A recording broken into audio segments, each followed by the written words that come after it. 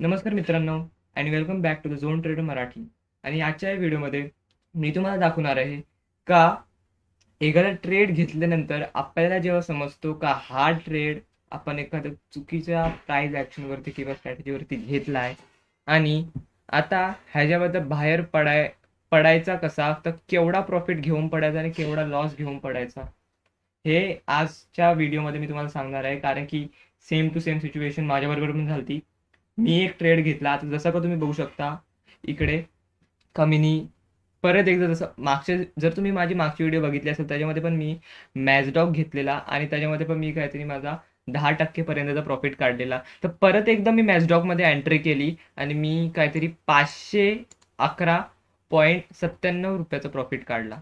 तर आता हा दर व्हिडिओमध्ये मी बोलतो का हे जे प्रॉफिट असतं ते दिसायमध्ये भलेही कमी असू दे, पण ते म्हणजे ते प्रॉफिट असे आपण काय बोलतो ते टक्के वाईज म्हणजे त्यांच्यामध्ये इन्व्हेस्टमेंट खूप जास्त कमी असते, म्हणून ते टक्के वाईज ते असे नॉर्मल जास्तच असतात. जसं म्हणजे मी ज्याप्रमाणे स्टॉप लॉस आणि टार्गेट ठेवतो त्याचप्रमाणे मी त्यांना सेल किंवा बाय करतो.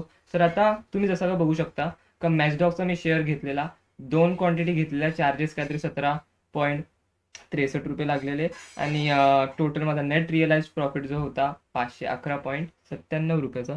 तर तुम्ही इकडे बघू शकता का अ, आपला म्हणजे जो टक्केवारी जो प्रॉफिट होता तो काहीतरी 6.60% प्रॉफिट झालता.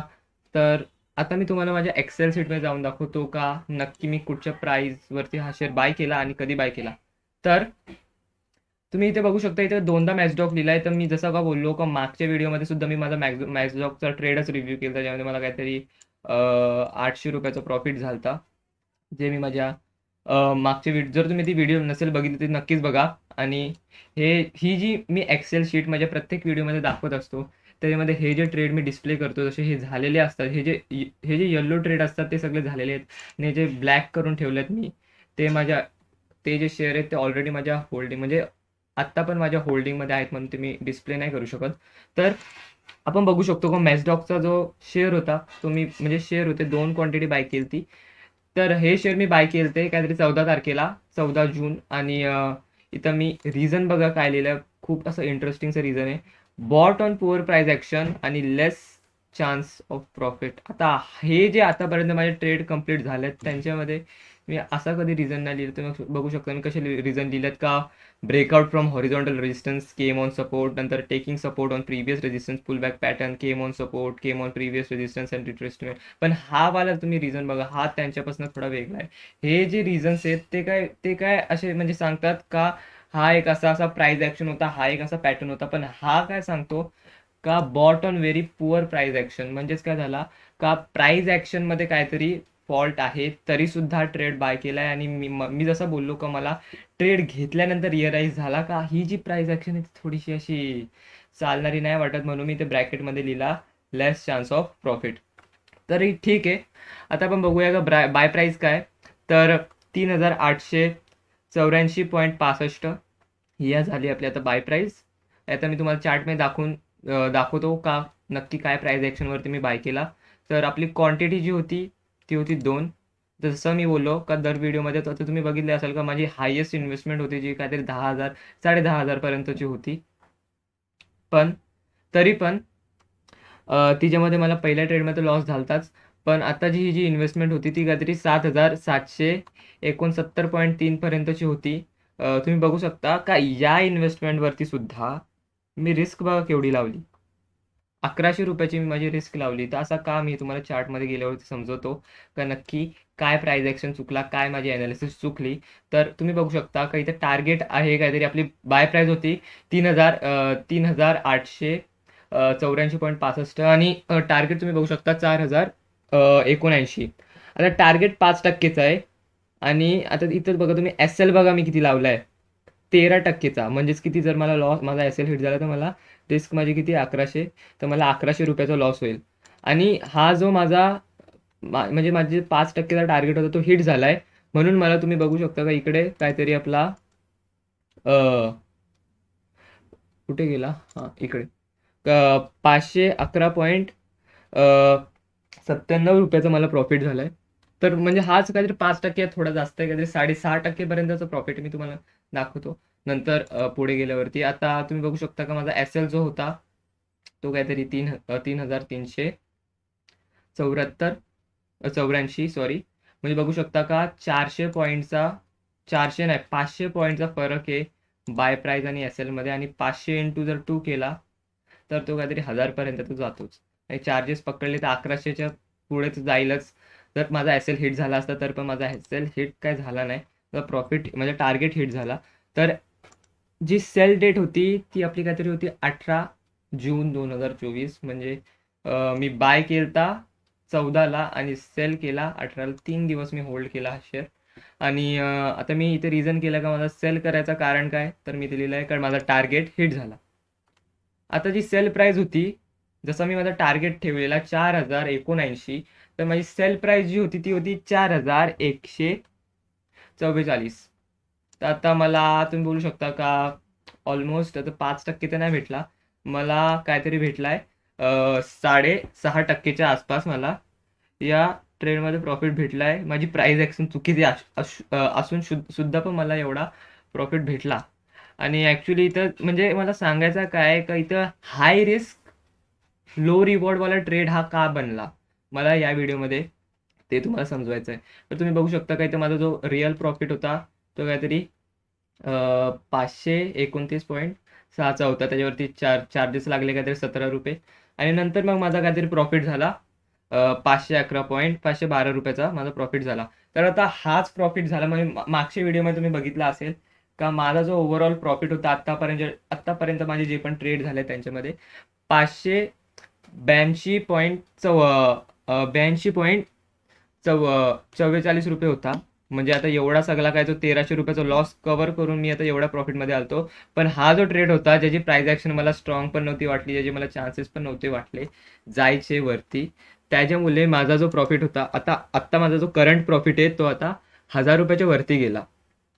तर आता आता मी माझ्या प्रत्येक व्हिडिओमध्ये कशी सायकोलॉजी बोलत असतो जी तुम्हाला माहितीच असेल का always there is 50% chance of win and lose. मग म्हणजे आता आता आपण बोलू शकतो का हेच झालं. आता मला असं वाटत होता का हा जो ट्रेड होता माझी प्राइस ॲक्शन काही एवढी स्ट्रॉंग नाही, आता मला खालती पडायचे चान्सेस जरा जास्त वाटत होते. मी तुम्हाला ते नंतर चार्टमध्ये गेल्यावरती सांगतो. पण तरी पण 50% चान्सेस ऑफ विन असतात, म्हणून त्या विनवरती आता हा ट्रेड गेला. तर आपण ॲक्च्युली म्हणजे आता हे बघा तुम्ही इथे बघू शकता का मी असं काहीतरी या प्रॉफिट आणि या डेट्सनी या एक्सेलवरती असा एक असा चार्ट बनवला आहे माझा पी-एन-एलचा, जो तुम्हाला सुद्धा बनवायला पाहिजे. मी बोलतो हे बघू शकतो तुम्ही 25 तारखेला जेव्हा मी ट्रेडिंग स्टार्ट केली तेव्हा 25 तारखेला म्हणजे 25 एप्रिलला मी जेव्हा ट्रेडिंग स्टार्ट केली तेव्हा मग 0 प्रॉफिट असेल ऑब्व्हियसली. नंतर मग मला काय लॉस झाला. मग नंतर मग असं पडत पडत गेला 1300 रुपयेवरती. मग नंतर जसा मी रिकवर केला माझ्या 4 ट्रेड्समध्ये तसा मी असा चार्ट बघला. असा असा हा जेव्हा चार्ट असं बघतो ना तेव्हा असा मोटिवेशन होतो का हा असा असा लॉक पडून आता मी रायझिंग म्हणजे आपण बोलतो ना असा असा खालती जाऊन वरती आलाय तसा असा तशा प्रकारे असं माझे काहीतरी असं माझा चार्ट बनलाय. आता पुढे काय होईल त्याचं मला काही माहिती नाही. पण आता मी तुम्हाला चार्टमध्ये म्हणजे आता मॅचडॉगच्या चार्टमध्ये दाखवतो मी तुम्हाला का नक्की हा शेअर मी काय प्राइस ॲक्शनवरती काय चुकी केली मी बाय करताना तरी सुद्धा मला प्रॉफिट झाला. तर तुम्ही बघू शकता का इकडे मी ही जी ॲरो केली इकडे ही आहे 14 तारखेची आणि ही 18 तारखेची. मध्येच संडे सॅटर्डे अजून ईद सुद्धा आली आय थिंक. हां, म्हणून तो एक दिवस वाढला. मंडेला नाही सेल केला मी, ट्यूजडेला हा ट्रेड एक्झिट केला. तर ही जी मोठी तुम्हाला अशी ब्रेकआउट कॅन्डल दिसते या कॅन्डलवरती मी शेअर बाय केला. आता तुम्ही बोलाल का ह्याच्यामध्ये प्रॉब्लेम काय झाली, तर तुम्ही जसं का बघू शकता मागच्या वेळी जेव्हा मी इकडे हा शेअर बाय केलता, मागचा जो तुम्ही जर माझी व्हिडिओ बघितली असेल तुम्हाला माहिती असेल का मी इकडे हा शेअर बाय केलता आणि बोललेलो का इथं पुल बॅक पॅटर्न आहे म्हणून मी इथे बाय केला आणि इथे सेल केला. तर ते आता इथे काय प्रॉब्लेम झाली, जेव्हा पुल बॅक पॅटर्नच्या आधी प्राईसने जिथे रेजिस्टन्स घेतलेला मी त्याला ॲज अ रेजिस्टन्स अज्युम केला आणि त्याच्या ब्रेकआउटवरती मी हा शेअर घेतला. तर असं मी म्हणजे काही मागच्या व्हिडिओमध्ये बोललोय का आपण एखाद्या सपोर्ट किंवा रेजिस्टन्स का बोलतो, त्यांनी म्हणजे एक अशी प्राइस पॉईंट असते. आता इकडेच बघू शकता की तुम्ही हा जो प्रिव्हियस मोठा रेजिस्टन्स होता त्याला प्राइसनी 1, 2, 3 आणि 4 वेळेला रिस्पेक्ट दिली, म्हणून आपण बोलू शकतो ना का हा एक असा स्ट्रॉंग रेजिस्टन्स आहे. पण जर हा रेजिस्टन्स आपण बघितला हा वाला, तर एकदाच रिस्पेक्ट दिली, म्हणून मला ना ट्रेड घेतल्यानंतर रिअलाइज झाला. म्हणून मी ते जो बाय वाय वाला सेक्शन होता एक्सेल शीटमध्ये, स्प्रेडशीटमध्ये, तिथे मी एवढा नेगेटिव्हली असं लिहिलेलं का chance, less chance of profit. तर कारण की मला या रेजिस्टन्सवरती अजिबात भरोसा नव्हता. पण तरी पण मी ऍक्च्युली हा रेजिस्टन्स असं म्हणजे मी ऍक्च्युली काय करतो, असं अनालिसिस करून ठेवतो. नंतर मला जसा टाइम भेटेल माझ्या फोनमध्ये सेम टू सेम असा प्राइस ऍक्शन, म्हणजे जो पण मला ट्रेडिंग सेटअप आहे, आता तुम्ही जसं बघू शकता का इकडे हे जे मी आता ही जी रेजिस्टन्स लाईन लावली आहे, ती मी अशी माझ्या फोनमध्ये सेम टू सेम, जसं आता तुम्ही माझ्या लॅपटॉप स्क्रीनवरती बघू शकताय तसं सेम टू सेम मी माझ्या फोनमध्ये असा सेटअप लावून ठेवतो. आणि मी असं माझ्या वॉचलिस्टमध्ये बघत असतो कुठचा शेअर कुठच्या आता प्राइस ऍक्शनवरती आला, ब्रेकआउट दिला, सपोर्टवर आला. तर तशाच प्रमाणे मी असा रेजिस्टन्स याला मार्क करून ठेवलेला ना, कारण की मागच्या वेळी असं काहीतरी इथे रेजिस्टन्स घेऊन पुल बॅक पॅटर्न दिलता, तर मी याला मार्क करून ठेवलेला. आणि मग नंतर मी बघितला का फ्रायडेला, शुक्रवारी आपला 14 तारखेला, एकदम मोठीशी अशी चांगल्या म्हणजे एकदम भारी व्हॉल्यूम बरोबर अशी मोठीशी ब्रेकआउट कॅन्डल अशी आली आहे. तर मी हे नाही, म्हणजे हा रेजिस्टन्स फक्त मी काढलेला होता. मी विचार केला आता मी लॅपटॉपमधनं असं अनालिसिस करून, आता फोनमध्ये जेव्हा मी काढतो तेव्हा मी काहीतरी विचार करूनच काढला असेल. म्हणून मी परत एकदा असं चार्टकडे, म्हणजे या रेजिस्टन्स ही जी प्राइस ऍक्शन होती, ही ही जी या रेजिस्टन्सला जेवढी रिस्पेक्ट दिली ती प्राइसनी, त्याच्यावरती मी एवढा काय फोकस नाही केला शेअर बाय करताना. आणि मी जस्ट शेअर बाय करून टाकला जेवढा माझ्याकडे फंड तेव्हा अवेलेबल होता तेव्हा. आणि मग नंतर मला रिअलाइज झाला का हा जो रेजिस्टन्स आहे तो मी का मार्क केला, कारण की फक्त पुलबॅक पॅटर्ननी व्हायच्या आधी या रेजिस्टन्सला प्राइसने रिस्पेक्ट दिली फक्त एकदा. आणि माझा काय क्रायटेरिया आहे का कमीत कमी दोनदा तरी प्राइसनी रेजिस्टन्सला रिस्पेक्ट दिली पाहिजे, तरच मी त्याला रेजिस्टन्स अज्युम करेल, नाही तर मी त्याला रेजिस्टन्स अज्युम नाही करणार. पण तरी पण मी इन्फ्लुएन्स कशावरती झालो, तर या मोठ्या कॅन्डलवरती. आणि हा जो मी रेजिस्टन्स काढून ठेवलेला, ज्याच्या मी प्राइस रिस्पेक्ट दिली का नाही त्याच्यावरती, ज्याला मी तेवढा मी एवढा लक्ष नाही दिला, त्या प्राइस रिस्पेक्ट दिली त्या रेजिस्टन्सला नाही, म्हणजे त्यावरती मी जास्त लक्ष नाही दिला. आणि व्हॉल्यूम चांगली होती, कॅन्डल मोठी होती, म्हणून मी विचार केला बाय करूया शेअर. आणि मी कुठच्या तरी याच एरियामध्ये, मी याच प्राइस पॉईंटवरती मी कुठेतरी शेअर असं बाय केला. तुम्ही बघू शकता. आता नंतर मला काय समजला का ही जी कॅन्डल होती मोठी, ती होती काहीतरी आपली 14%ची. तर 14%ची कॅन्डल आली, आणि आता एवढ्या टॉपवरती शेअर बाय करणं हे पण थोडं रिस्कच असतं. ऍक्च्युली जेवढी मोठी कॅन्डल तुमच्या ब्रेकआउटला असते तेवढा चांगला असतो. पण तरी पण या रेजिस्टन्सला बघून नंतर मला वाटला का इथं आता जर या रेजिस्टन्स समजा ह्याच्यावरनं पण ब्रेकआउट दिलाय, पण तरी पण पण तरी पण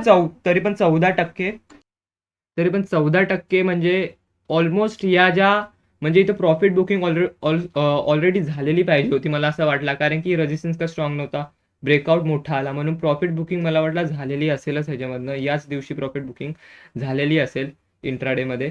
पण तरी पण मी हा शेअर बाय केल्यानंतर हे मला रिअलाइज झालं. म्हणून मी ना विचार केला आता जे व्हायचं आहे होऊ दे. आता एक तर मी आता हा जो रेजिस्टन्स आहे वीक आहे, तरी पण मी एवढा वेट करेल का प्राइस जर शेअर चालला नाही, तर मी एवढा तरी वेट करेल का प्राइस कमीत कमी इकडे येऊन बाउन्स बॅक करेल, ह्याचा वेट करेल. म्हणून माझा जो तुम्ही बघितला असेल का जो एस एल होता तो 3,384 पर्यंतचा होता काहीतरी इकडे या प्राइस पॉईंट, म्हणजे मी या रेजिस्टन्सच्या खालतीच केलता, म्हणजे एस एल माझा लावलेला का जेव्हा हा रेजिस्टन्स ब्रेक होईल, म्हणजे ॲज अ सपोर्ट ब्रेक होईल, तेव्हाच मी या शेअरमधनं बाहेर पडेल, भले माझा मोठा लॉस होऊ दे, पण तेवढी माझी होल्डिंग कॅपॅसिटी पाहिजे. आणि मी माझा टार्गेट एवढा कमी का ठेवला 5%चा, तर आता ही प्राइस ऍक्शन एवढी स्ट्रॉंग नव्हती, मला जास्त रिस्क, मला आता मी जर आता शेअर घेतलाय ऑब्व्हियसली आता पुढचा पण ट्रेड घेतल्यावरती मला आता लॉसमध्ये तर निघायचं नाही. म्हणून मला माझा टार्गेट, माझा प्रॉफिट बुकिंग, मला काहीतरी प्लॅन ठेवायला लागेल ना का मला कुठच्या प्राइस पॉईंटवरती मला प्रॉफिटमध्ये हा शेअर एक्झिट करायचा आहे. पण मी नॉर्मली हे जे ब्रेकआउट असतात, आता हा ओव्हरऑल समजा हा रेजिस्टन्स जरा स्ट्रॉंग असता, हा आणि ही कॅन्डल सुद्धा सेम टू सेम अशी असती, तर मी ऑब्व्हियसली शेअर घेतला असता. आणि मी जो टार्गेट 5%चा लावला, भले मी इथं 13%चा एस एल लावला असता, पण जो मी टार्गेट 5%चा लावला ना, मी कमीत कमी तो 10%चा तरी लावला असता. कारण की ना जेव्हा ओव्हरऑल हाय ब्रेकआउट होतात ना, तेव्हा आपल्याला माहिती नसतो का शेअर अजून किती वरती जाईल. म्हणून मी माझा एक असा डिसाईड केलं की जेव्हा ओव्हरऑल हा ब्रेकआउट होतो किंवा आपण बोलतो ना रायझिंग चॅनल ब्रेकआउट होतो, तेव्हा मॅक्झिमम ते म्हणजे मिनिमम 10% प्रॉफिट घेऊनच मी बाहेर पडणार. तसा तुम्ही मागच्या व्हिडिओमध्ये पण बघितला असेल. म्हणजे इकडे तर मी 10%च प्रॉफिट घेतलेला, म्हणजे या रेझिस्टन्स पर्यंतचा मी प्लॅन केलता, पण तरी पण 10%चं प्रॉफिट मी जे ओव्हरऑल हाय ब्रेकआउट असतात त्यांना ठेवतो. पण मी इकडे 5% ठेवला, कारण की प्राइस ॲक्शन एवढी स्ट्रॉंग नव्हती, म्हणून मला थोड्या प्रॉफिटमध्ये निघायमध्ये मला काही हरकत नाही, कारण की प्राइस ॲक्शन ऑलरेडी चुकलेली आहे. पण तेच झालं, तुम्ही बघू शकता का लगेच 18 तारखेच्या कॅन्डलला 60% शेअर वरती गेला आणि मी काहीतरी 6.5% वरती शेअर विकून दिला. थोडासा अजून वरती गेला मी विकल्यावरती, पण काय हरकत नाही, आपल्या टार्गेटच्या वरतीच विकला गेला. आणि तुम्ही बघू शकता त्याच्यानंतर लगेच दुसऱ्या दिवशी शेअरनी तिकडेच त्याच कॅन्डलच्या हाय वरती रेजिस्टन्स घेऊन असं खालती पडायला लागला शेअर. तर ह्याच्यामधनं काय शिकायला भेटतो का, आपल्याला जेव्हा आपल्याला समजतो का आपली चूक आहे, तेव्हा आपल्याला रिस्क जास्त घ्यायला लागते आणि आपल्याला थोडासा आपला जो हाय रिस्क लो रिवॉर्ड वाले ट्रेड म्हणजे याच अशा सिच्युएशन मध्ये होतात जेव्हा आपली प्राइस ऍक्शन चुकते. जेव्हा आपल्याला नंतर रिअलाइज होतो का आपली प्राइस ऍक्शन चुकलेली आहे, तेव्हा आपल्याला हे करायला लागतो. आपल्याला आपल्या ट्रेडचा जो एसएल आहे तो हाय एकदम खालती ठेवायला लागतो, म्हणजे त्याच्यावरती आपल्याला जास्त रिस्क घ्यायला लागते आणि टार्गेट कमी करायला लागतो. तर अशाच प्रकारे मी माझे अजून काही प्रॉफिटेबल आणि लॉस मेकिंग व्हिडिओज तुमच्याबरोबर शेअर करेल. तर त्यासाठी चॅनलला सबस्क्राईब करायला विसरू नका. आणि जर या व्हिडिओमध्ये तुम्हाला काही पण इन्फॉर्मेटिव्ह नॉलेज तुम्ही गेन केला असेल, तर प्लीज व्हिडिओला लाईक करा. Thanks for watching.